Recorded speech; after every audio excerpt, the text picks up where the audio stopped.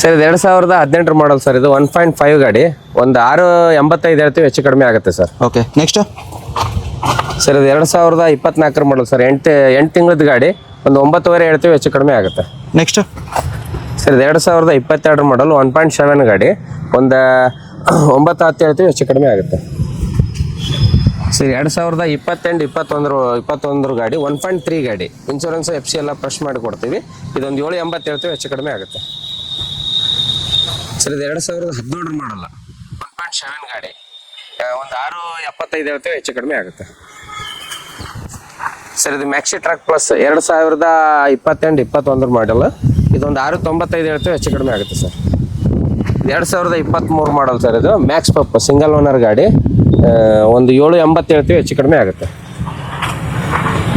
Sir ಇದು 2019 ಮಾಡಲು BS4 engine 1.7 ಗಾಡಿ, ಇದೊಂದು 785 ಹೇಳ್ತೀವಿ, ಹೆಚ್ಚು ಕಡಿಮೆ ಆಗುತ್ತೆ ಸರ್.